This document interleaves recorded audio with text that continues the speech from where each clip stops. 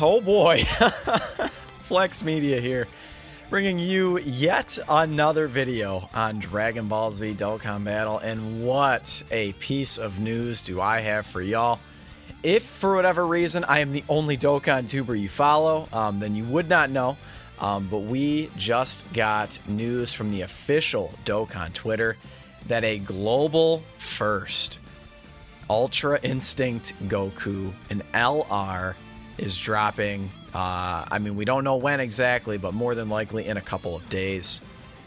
So I kind of mostly this is going to be a pretty quick video. This is going to be a full card breakdown and whether or not I think he's any good and whether or not I think you should summon on the banner. So let's kind of go through it all, right? Now, so we look at his leader skill, and it's Realm of Gods, category key 4, and 130 to stats. And then if we scroll, you can also see that he's providing Super STR type key 4 and 100% to stats. So this is going to indicate to us that this is a just normal legendary summon LR. So probably it's going to be like a 12 featured unit type of banner. He's obviously a super top tier LR, but he's going to be very, very difficult to pull. LRs are very challenging to pull. So when you guys tell me that you pull them on your first multi and you got the Whis Rewind, you have to understand how monumentally lucky that is. So you're looking at roughly a 0.5% chance to pull this guy just randomly, like on a single. Now that's obviously extrapolated over a multi, and I think it's about a 4% chance or something like that per multi. So you do have to get very, very lucky to pull the main featured LR. But so if we, okay, so let's kind of go over the rest of his cards. So his super attack on his 12 and 18 key super is he's going to disable enemies' guard. Now that in itself is not real impressive. He literally does nothing else on his super attack, which is kind of a shame. I would say it's the one weakness of his card. So like you look at his stats, he's going to be getting, he's super STR, so he's going to be getting 5,400 on that attack stat. So let's do some quick math, you know, beep, boop, beep. He's going to have 22,800 attack. And when we combine that with his passive, guys, he's going to be shelling out 5-6 million attack stats, something crazy like that, like on the regular. So let's take a look at his passive skill. And then, of course, we'll check out his links as well. So his passive skill is Turn in Tides of Battle. And it is attack and defense 77%. Great chance of dodging enemies' attack for 7 turns from the start of turn.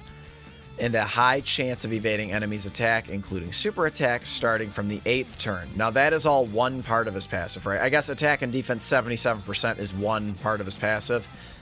So he's going to have a 70% chance 7 turns from the start of battle, or 7 turns from the start of him being on rotation. And then any time beyond that, starting from the 8th turn, he's going to then have a 50% chance to dodge.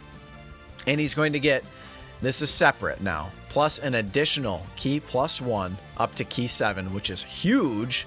And then attack and defense 11% up to 77% with each attack evaded, including super attack. So he's going to be getting a separately calculated attack and defense 77% on an LR on his massive stats, which they are massive stats. He's got the 3rd highest attack stat in the entire game. He's going to be hitting so crazy hard. I cannot express that enough. And he's going to be having a 70% chance to dodge for the first 7 turns. And then in that time frame, I'm going to just tell you, more than likely you will have you know, reached your 7 dodges to maximize the rest of his passive. So when you get to that 8th turn, he's going to be sitting, I don't know if the Dokkan Wiki has calculated it yet, but remember that a separately calculated 77%, it's going to be higher than just straight up, you know, attack and defense 144%. It's probably going to be more like 160 or 170%. I'll have to double check that for you guys. But anyone who says that this dude is, quote, underwhelming, I've seen it all over the comments on YouTube, all over the Reddit. Like, I can't believe that people would think that this is underwhelming. Are you fucking kidding me? This dude's going to be crazy. He's going to be a top unit in the entire game. Top LR. He's going to be right up there with the Blue Fusions, guys, in terms of the damage he's dishing out, in terms of his defensive viability. He's going to be shelling out 6-7 million attack stats at the Rainbow level. I can guarantee it. I can guarantee it. And he's probably going to be sitting at like a 200,000 defensive stat. And, oh, by the way, even with his high defensive stat, it doesn't matter because he's going to fucking dodge everything. So for those of you who think he's underwhelming, I'm sorry, you're just incorrect. I'm sorry. You know, dislike it if you want, but he's going to be amazing. He's going to be a very tippy-top LR in the entire game. So we can go over his links. So his links are Kamehameha, Prepared for Battle, Godly Power, Over in a Flash, Tournament of Power, Fierce Battle, and Legendary Power.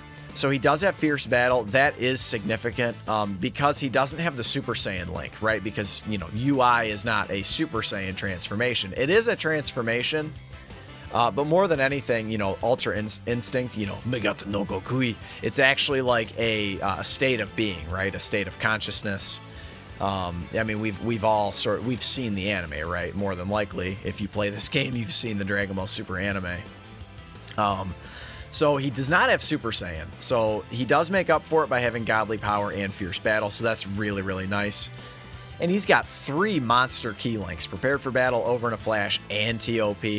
So this dude is an unreal. He's got the same exact categories as the TUR, Ultra Instinct Goku. Except he doesn't have transformation boosts. So Universal Survival Saga, Realm of Gods, Pure Saiyans, Reps Universe 7, Goku's Family, and Kamehameha. And with that link set, he's going to fit in just fine on any single one of them. I particularly like him on his own team. That Realm of Gods team is going to be absolutely sickening. Just sickening. So we've gone over his card. I'm going to tell you guys straight up, he's going to be amazing. He's going to be amazing. Don't let anyone tell you, oh, yeah, his card seems underwhelming, because it's not underwhelming. It's a little overwhelming, if you ask me. Just because he's not really doing much on his super attack, it doesn't really mean anything when you've got that 70% chance to dodge. I guess them giving him only guard disabling is their way of making up for the rest of his passive, right? Trying to, quote, balance him. Because could you imagine if he got, like, a great attack and defensive raise on Super or something like that? Like, dude, that would be... he'd be untouchable. I mean, he's already pretty much untouchable. So, disabling enemy guard, if you guys are unfamiliar, all that means... so, right here, disabling enemy's guard, all that means is he's going to be type neutral against AGL. That's all it means. So, in something like Super Battle Road, category Super Battle Road, that will be significant. In a Dokkan event, that will be significant. In the monotypes or extreme Super Battle Road, that will be insignificant, right? Because there would be no reason the opponent would never have their guard active, right? So anyway, guys, the magic question, should you summon on his banner? Well, here's the thing. So as I mentioned earlier, more than likely they're going to put him on a 12 featured unit banner, but what they could do, if you guys recall, Tech Broly, his banner was an LR banner, a legendary summon, very, very similar to this situation currently, where it was a very hype unit, extremely hype animations, and they put him on a 10 featured unit banner.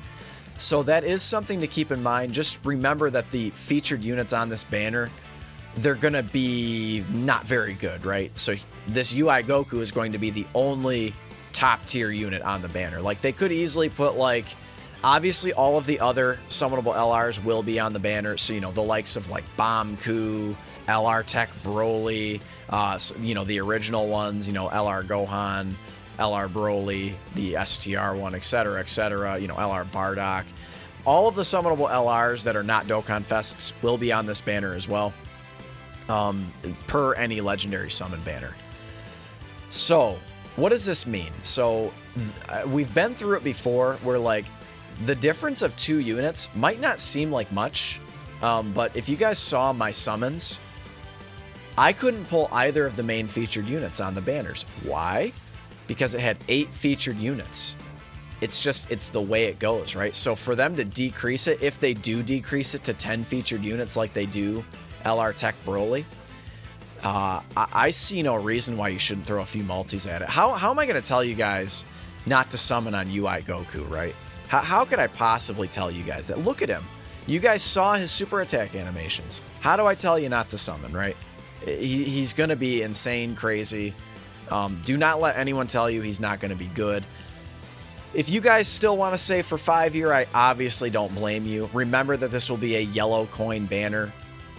I don't think they're going to like drop another double rates banner or anything like that, so we won't get lucky like that. They're going to want you to spend your money on this banner for sure. I think that this is unquestionably an instant. This is going to be like an instant top grossing. I really, really, truly believe that. Obviously, I'll come out and say I was wrong if we don't reach it, but I think this could even like reach top grossing in the United States. I think this is going to be like we're going to get 50 stones type of thing. Like, this is going to be big. This is big, big, big. Let me know in the comments below if you plan on summoning for this man. So keep in mind they could change the banners to 10 featured units because they did do that for LR Tech Broly. Again, it can make the difference of you pulling him and not pulling him, truly. But slap a like if you enjoyed the video, and of course, consider subscribing if you are new. I'm bringing you guys content every single day, and I love you guys. Thank you for your support. And just one more side note, I've had pretty, I didn't have bad luck on the banner, these last Dokkan Fest banners, but I am not going to put out into the atmosphere whether or not I want this guy. So, but you guys could probably figure it out. I'll catch you in the next one. Later.